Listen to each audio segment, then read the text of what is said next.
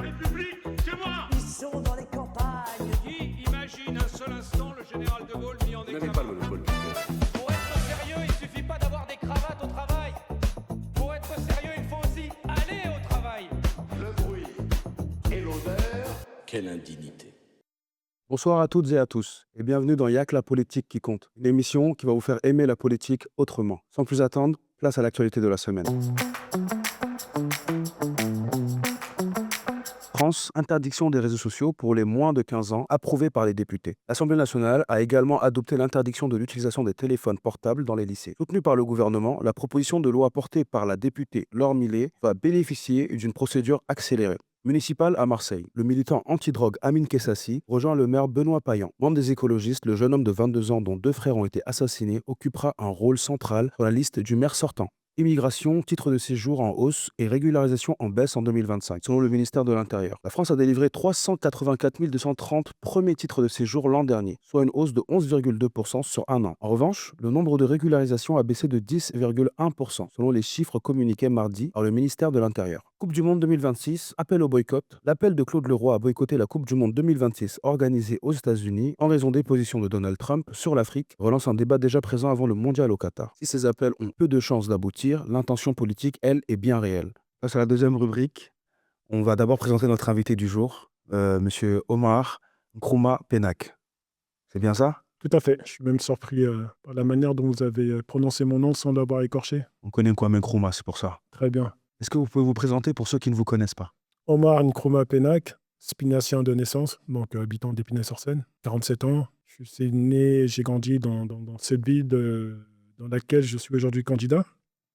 Je suis aujourd'hui père de 6 enfants depuis la semaine dernière. Ah, longue vie à l'enfant. Merci bien. Aux enfants, en vrai. Aux enfants, Ouais. tout à fait. Et donc me voilà engagé, moi, dans cette campagne municipale 2026, dont le premier tour et le dernier tour, je l'espère bien, en notre faveur, se tiendra le dimanche 15 mars prochain. Je suis engagé dans cette campagne municipale, donc l'issue de plusieurs années d'investissement associatif. J'ai également pour moi une ancienneté dans la fonction publique territoriale. J'ai quand même 20 ans d'ancienneté dans la fonction publique territoriale, dans différents domaines. Domaine, oui. Donc de la prévention, de la sécurité, aujourd'hui l'urbanisme. Voilà, donc on aspire aujourd'hui à incarner un nouveau projet, un renouveau pour notre ville, qui a de nombreux défis à relever. Parfait, merci pour cette présentation. On va passer à la deuxième rubrique, du coup, qui s'appelle Normal ou pas normal. Cette rubrique, il faudra répondre le plus naturellement possible, mais il faudra d'abord dire si vous trouvez normal ou pas normal. On commence par la première question, c'est sur François Hollande. François Hollande, probable candidat aux élections présidentielles de 2027. Normal ou pas normal, selon vous? Bon, un président qui se voulait normal, qui fut tout sauf normal. Du point de vue démocratique, c'est normal. Du point de vue pragmatique, je pense que la gauche, elle devrait avoir d'autres ambitions en étant incarnée par d'autres candidatures. On va passer à la deuxième question, du coup. Celle-ci, elle concerne la télé. Jean-Marc Morandini, maintenu à la tête de son émission sur CNews. Pour vous, c'est normal ou pas normal? Pour moi, non. Je veux dire, au vu des faits pour lesquels il a été condamné, je n'ose espérer imaginer quelles auraient été les réactions de certains politiciens si d'autres personnes avaient été condamnées pour ces mêmes faits. Donc j'ai l'impression qu'on est ici dans des réactions à géométrie variable. C'est assez surprenant quand même, pour une chaîne qui a tendance aussi à se faire porte-voix d'une certaine morale. Donc c'est assez surprenant que le choix qui a été fait de le maintenir à la tête de son émission. Surtout qu'il y avait une promesse qui avait été faite, comme quoi s'il était coupable, que la chaîne, le groupe s'engageait Tout à fait. à se défaire de lui, Oui, chose tout qui à n'a pas fait. été faite. Donc non, pas normal. Troisième sujet, et dernière question de cette rubrique, Cap Gemini et les contrats de sa filiale américaine avec l'ICE. La police d'immigration américaine, pour vous, c'est normal ou pas normal? Pas normal. On est là dans des méthodes les plus exécrables. Malheureusement, comme souvent dans le milieu capitaliste, je pense que c'est les intérêts qui priment avant toute autre considération. Donc non, pas normal. Ok, parfait. Là, on va passer à la troisième rubrique de cette émission. Cette rubrique, c'est les candidats face à la population.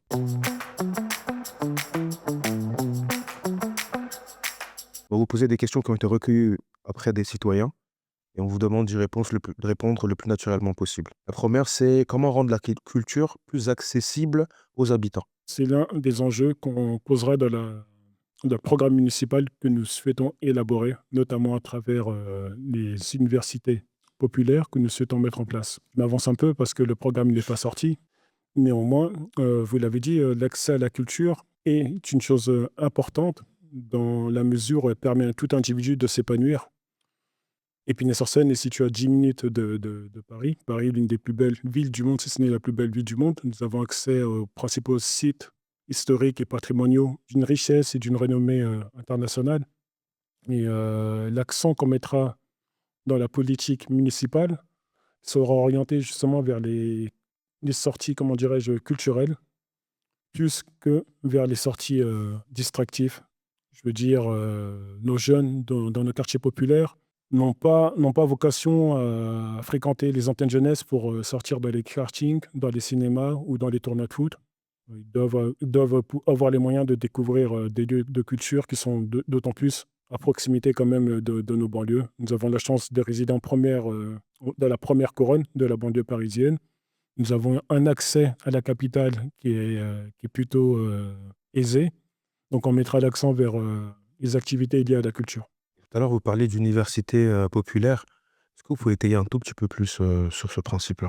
C'est destiné à l'ensemble de la population, spécifiquement les jeunes. Épinay-sur-Seine, c'est une ville de 55 000 habitants. On a 66% de la population qui a moins de 44 ans.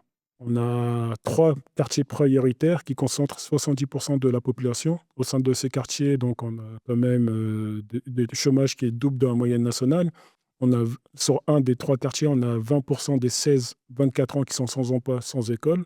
Donc l'objectif de ces universités populaires, c'est de travailler tout le long de l'année, notamment pendant les périodes de vacances scolaires, pour faciliter l'accès à l'instruction, l'accès à la culture, l'accès aux connaissances qui sont de nature à offrir un épanouissement à la population. Donc voilà, nous avons des équipements publics qui sont encore de la compétence de la municipalité. Et ces équipements publics-là seront les lieux qui accueilleront l'ensemble de ces activités liées à l'université populaire que nous souhaitons mettre en place. C'est une bonne chose, j'espère que vous réussirez. Passe à la deuxième question cette fois-ci, concerne la violence dans les quartiers. Comment mettre fin au RICS? Il n'y a certainement pas une solution magique.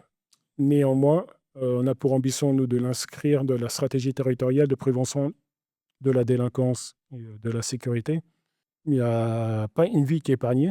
Il n'y a pas une semaine sans laquelle nous découvrons de manière dramatique un jeune qui s'est fait violemment attaquer par 2 jeunes du même profil social. Parfois, même lorsque des parents se connaissent. C'est une problématique que nous tenons à porter à bras-le-corps. Il faut, comment dirais-je, associer autour de la table l'ensemble des acteurs, que ce soit les acteurs du milieu scolaire, les acteurs des clubs sportifs, faire en sorte de pouvoir impliquer les parents dans la résolution du conflit. Et puis l'idée, c'est de, comment dirais-je, désenclaver cette idée d'appartenance au quartier. Quand on habite une ville, on doit avoir avant tout le sentiment d'appartenance à cette ville, bien avant le sentiment d'appartenance à son quartier. C'est un travail de longue haleine, hein. Il n'y a pas du tout de solution magique. Néanmoins, la solution passera par faire de cette cause une priorité absolue.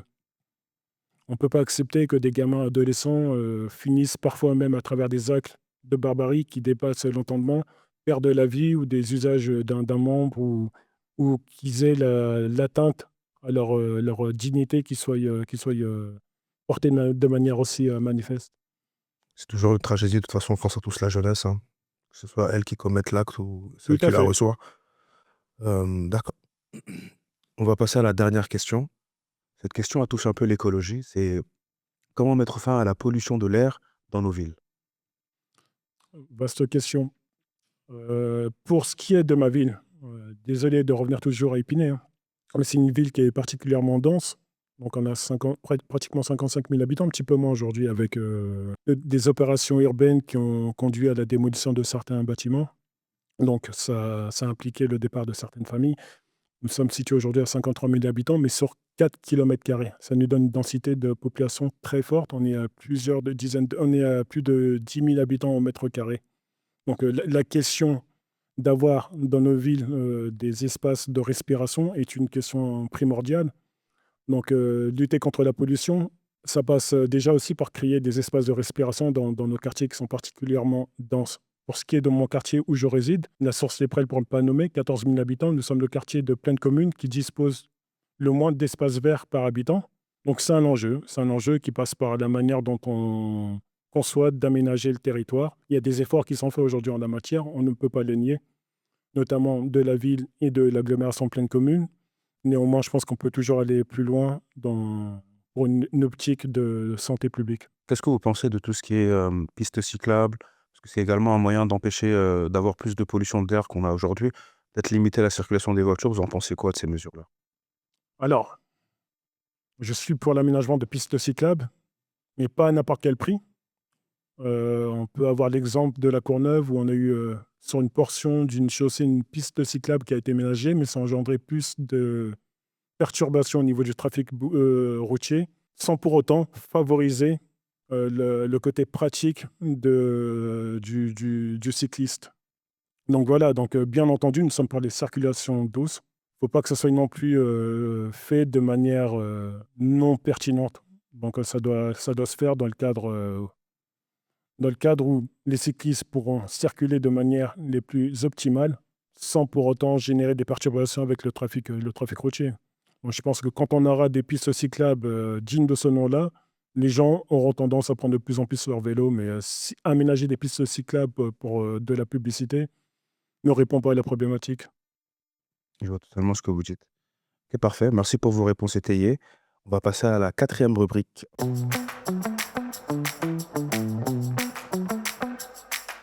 Dans cette rubrique, on a la question où on dit d'habitude à nos invités qu'il faut mettre les gants de boxe. C'est une métaphore. C'est une question qu'on pense que tout le monde aimerait vous poser. Donc, je vais vous la poser. C'est en 2020, vous figuriez sur une liste menée par un ancien adjoint au maire d'Épinay-sur-Seine. Regrettez-vous ce choix aujourd'hui? Absolument pas, dans la mesure où je peux vous expliquer le contexte dans lequel on est amené à soutenir ce candidat. On avait constitué à l'époque un parti citoyen, parti d'Épinay pour les nouveaux citoyens. Et ce fut une aventure, comment dirais-je, qui nous a permis de nous familiariser avec les rouages de la politique sur le plan de vue électoral. Ce candidat-là est investi par l'étiquette En Marche. En Marche, parti de Macron. En Marche, au parti de Macron. Non pas parce que nous sommes adhérents d'En Marche, mais parce qu'à l'époque, ce candidat avait le mérite de ne pas participer à cette élection pour y participer, mais parce qu'il avait réellement envie, du moins de ce qu'il avait transmis, réellement envie de la gagner. Donc en 2020, nous étions là face à une majorité sortante qui était depuis 2 décennies pratiquement à les têtes de la vie. On aspirait à apporter un nouveau changement. Je poursuis cette aventure électorale aujourd'hui à travers une liste citoyenne. Et l'aventure de 2020 m'a permis d'enrichir mes connaissances en matière des moyens à travers lesquels on mène une campagne municipale. Donc non, je ne le regrette pas. Tout ce qui constitue, comment dirais-je, une expérience, on peut en tirer du positif, du négatif. Mais comme disait Nelson Mandela, je ne perds jamais. Soit je gagne, soit j'apprends. Nous avons appris. C'est peut-être ce qui a motivé votre choix de vous présenter avec votre propre entité, si Tout je à peux fait. dire ça comme De ça. mon propre chef, à travers une liste citoyenne qui réunit des spinaciens avec lesquels j'étais à leur côté en 2020 ou avec lesquels j'étais face à face en 2020. Donc, elle réunit des gens de tendances diverses et variées, de la gauche jusqu'au centre-gauche. Nous sommes avant tout des spinaciens et nous avons à cœur de relever les défis face aux nombreux enjeux que notre ville connaît. Parfait. Je vous remercie pour ces réponses encore une fois très étayées et précises. On va passer à la dernière partie de cette émission.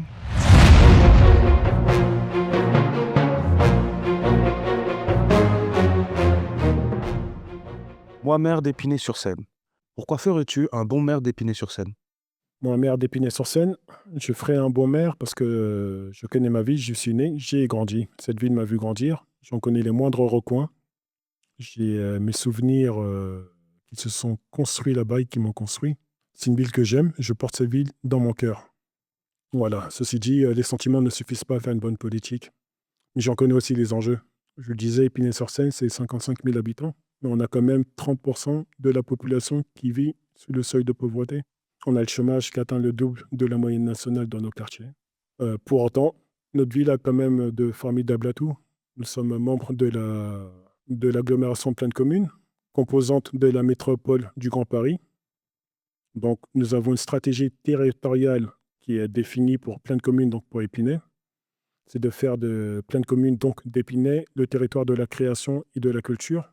Donc, nous avons les moyens, à travers une politique orientée, d'accueillir des entreprises génératrices d'emplois à travers tout ce qui est culture, multimédia, informatique. Nous avons une population qui est particulièrement jeune, je le disais, 66% de la population qui a moins de 44 ans. C'est une richesse, à condition de donner à cette portion de la population des perspectives à travers lesquelles ils puissent s'épanouir. Perspective dont fait partie l'université. Entre autres, tout à fait. Je te pose la deuxième question, du coup. Plaine Commune. Avec qui comptes-tu t'allier au sein de l'intercommunalité? Je suis très pragmatique, moi. À l'échelle locale, c'est le pragmatisme qui prime avant l'idéologie des appareils politiques auxquels nous appartenons.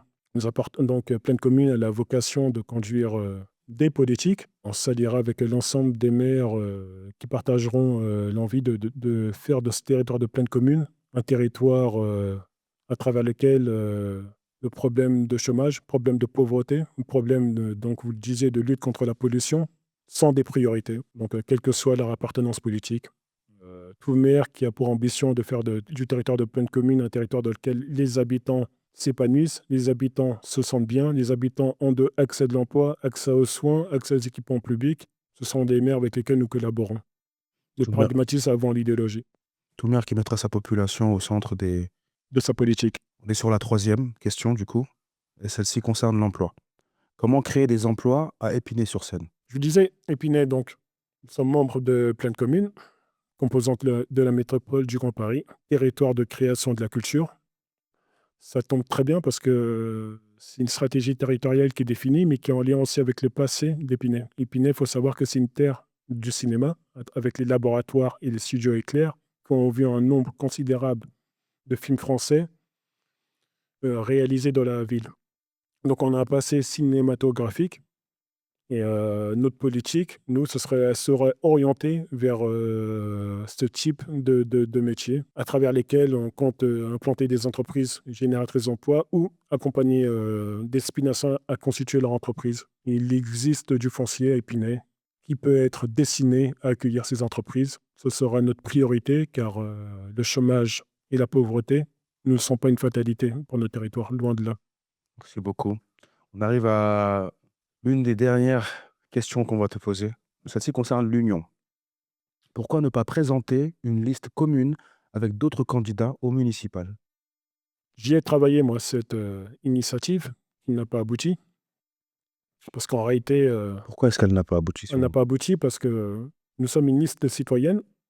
Nous avions pour interlocuteurs des personnes tout à fait légitimes, mais qui appartiennent aussi à des familles politiques. Et de ce fait, nous n'avons pas forcément les mêmes agendas. Donc, nous, on a pour ambition, à travers notre liste citoyenne, de participer à cette élection municipale 2026 pour la remporter afin d'incarner un projet ambitieux pour le territoire. D'autres partis politiques participent à cette élection. Je pense qu'on ne partage pas du tout la même ambition parce que nous n'avons pas les mêmes agendas. Et si nous n'avons pas les mêmes agendas, c'est que nous ne sommes pas pris dans des accords de partis. Nous n'avons pas d'accord avec un parti quelconque. Ce n'est pas le cas, je pense, de l'ensemble des partis qui ont présenté un candidat pour participer à cette élection. Ok. Donc c'est vraiment un cas global, c'est pas même au cas par cas, on peut pas trouver des personnes à qui s'allier pour faire valoir nos voix de manière un peu plus grande. Je l'aurais souhaité. Néanmoins, je pense que les autres candidats qui se présentent avec des appareils politiques, ils sont bridés dans leur propre choix, je pense. Parce qu'il y a au-dessus d'eux des intérêts parfois à l'échelle de Plaine Commune, parfois à l'échelle du département, qui impactent leur liberté d'agir. Ce qui n'est pas notre cas, vu que nous sommes une liste citoyenne, sans avoir à rendre compte à un quelconque parti. Quelle chance en pourcentage le maire sortant a-t-il de remporter l'élection prochaine? Je n'ai pas les moyens de commander des sondages. Je vais formuler une réponse en analysant des données afin de formuler une réponse la plus objective. Nous avons un maire sortant qui est là depuis bientôt 25 ans. Il est élu au premier tour de manière incontestable en 2008, en 2014, en 2020, avec près de 70% des voix exprimées. J'ai tendance à dire qu'il y a un mais non négligeable, c'est qu'il est également élu dans un contexte où il y a 70% d'abstention. Donc l'enjeu, il est réellement là.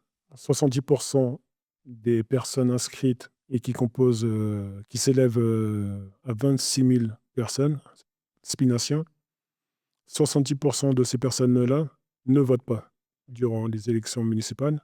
Donc il va falloir aller leur donner envie de voter parce que l'écrasante majorité de ces personnes-là résident dans nos quartiers et ce sont pour l'essentiel des jeunes. Je le répète, la population spinacienne est dans sa majorité jeune. Donc il va falloir incarner auprès de ces jeunes un engouement à travers lequel ils puissent avoir l'envie de participer à cet exercice citoyen et civique. C'est le travail que nous menons depuis de nombreuses années. Et il y a une chose qu'ils ne pourront pas nous reprocher, c'est de venir les voir pendant la période électorale, car le terrain, nous, on l'a occupé à travers des actions diverses et variées, de manière à pouvoir répondre aux préoccupations que les gens rencontrent au quotidien. C'est ce que je pense qui fera la différence avec les autres candidats qui apparaissent comme par magie au moment des périodes électorales, ou d'autres qui sont parachutés, qui ne connaissent strictement pas la ville et qui misent sur l'appartenance d'un parti, d'un logo, pour espérer faire un résultat quelconque. Ce n'est pas notre cas. Nous, on a pour notre légitimité le fruit de notre travail qu'on a mené tout au long de l'année auprès des habitants. C'est vraiment le carriérisme contre l'impulsion de changer les choses. Tout à fait. On a la dernière question, l'ultime question. Au fond, qu'est-ce qui vous différencie réellement de tous les autres candidats? Donc, je partage avec certains des candidats un point commun, c'est l'ancrage. Et l'ancrage dans cette ville, et je pense, je parle en toute objectivité, l'amour qu'on porte pour cette ville. A contrario, ce qui me différencie de certains candidats, c'est que je connais ma ville, j'aime ma ville, j'ai un ancrage dans cette ville, contrairement à d'autres qui ne connaissent aucunement la ville et qui ont des prétentions d'y être maire. Mais je pense que c'est une anomalie. Être maire d'une ville nécessite une chose, c'est de partager une mémoire commune avec ses habitants. Vous ne pouvez pas débarquer comme ça de nulle part, prétendre être maire d'une ville, en appuyant votre légitimité sur l'appartenance d'un parti politique auquel vous appartenez. Ce sont des choses complètement qui ne sont pas en phase avec la réalité que vivent des habitants. Être maire, c'est incarner aussi une posture, c'est incarner, comment dirais-je, une image à travers laquelle une partie des habitants se reconnaissent. Donc j'ai ça pour moi et j'estime que c'est ce qui fait la différence avec certains candidats. Qu'est-ce que tu attends de ce type d'émission, l'émission qu'on a faite aujourd'hui? Vous êtes un média. Qui dit média dit communication. Le modeste candidat que je suis n'a pas forcément accès à certains médias de grands écoutes, comme on dit, les mainstream. Donc, le média populaire que vous êtes, vous vous en rendez peut-être pas compte, mais vous avez une utilité très importante sur le plan démocratique parce qu'elle nous permet, à nous, de nous exprimer au plus grand nombre sans avoir à passer par les médias traditionnels. Vous avez votre importance. Vous nous offrez là l'opportunité de nous exprimer et nous vous en remercions. Ça fait plaisir, le plaisir est partagé, surtout que nous, dans notre début d'émission, à chaque fois, on dit qu'on est l'émission qui est là pour faire aimer la politique autrement. Pas la détester, mais la comprendre. C'est très important quand on voit le taux d'abstention pendant les élections quelconques et particulièrement les élections municipales. C'est une anomalie dont on ne peut pas se satisfaire. Vous savez, politique, quand on prend politique au sens noble du terme, c'est s'occuper des affaires de la cité. Et beaucoup de gens qui ne vont pas voter font de la politique au quotidien sans s'en rendre compte parfois. Sans le savoir, totalement. Donc il est dommage qu'au moment où il s'agit d'élire les personnes qui vont administrer la ville pendant 6 ans, ces personnes-là s'effacent pour ne pas prendre part à cet exercice civique. Donc peut-être à travers ce type d'émission, on pourra populariser et puis véhiculer l'importance de prendre part à cet exercice citoyen. C'est l'une de nos envies aussi, on l'espère. Et si vous avez un dernier mot à dire aux spinaciens et spinaciennes? Donc je dirais spinaciennes aux spinaciens, dimanche 15 mars, on se réunit pour aller voter en nombre. Il est très important de prendre part à l'exercice civique, qui va désigner une équipe qui sera à l'administration de la ville pendant 6 années. Il est très important parce que la ville elle a des compétences en matière de gestion des écoles, en matière de gestion de la propreté. Il y a des compétences, certes, qui ont été transmises à plein de communes, mais élire une équipe municipale, c'est primordial si vous voulez peser dans le choix qui est fait dans les orientations politiques qui sont données à la mairie. Simon Thierrera, la question que j'ai à te poser est: es-tu prêt à faire une liste commune dans le cadre de cette campagne municipale? Bon, j'espère que Slimane a bien eu l'info. On attend la réponse avec impatience. C'était un plaisir de vous avoir parmi nous. Plaisir partagé. On vous souhaite beaucoup de réussite dans vos projets et merci d'être venu. Merci de l'accueil.